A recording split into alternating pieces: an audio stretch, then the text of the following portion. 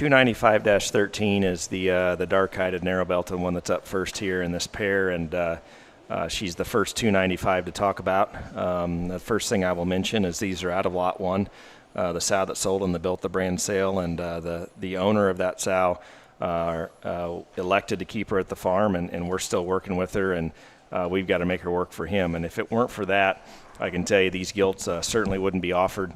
We're reaching a little deeper than probably I would even advise in this scenario, but we're doing it because this is more of a business relationship than the personal attachment that I tend to get on females. So 295-13 is the first one we're going to talk about. These are absolute kingpin dirty secret. This would be 240-9 on the bottom side. She would have had the bear that won Kentucky State Fair this summer. She would have had the gilt that was reserve at Ohio State Fair last summer. There was a bear at Indy that was third out there in Division III. Our absolute favorite pig we had at the Iowa State Fair this summer was out of her.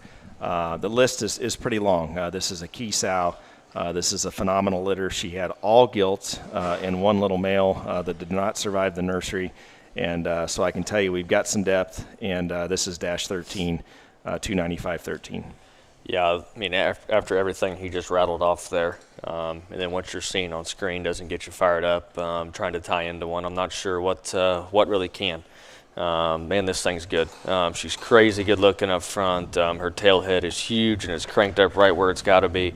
Absolutely big type of hairy paws that motor and bend and flex and drive as good as they possibly can. And yet with that, her back shape up high, her rib shape, her immaturity reads very on point to me. And I can promise you the pigs out of this sow the past couple of times have fed incredibly well. Like you mentioned, those ones this summer were as good as we've had, in my opinion, for quite a while.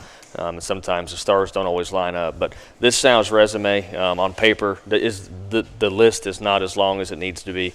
Whether you're buying a show gilt here or one to make a sow out of, dig deep here, because this one to me is one of the few that looks like she could do it all. Show gilt, sow, all of it. She's very, very good.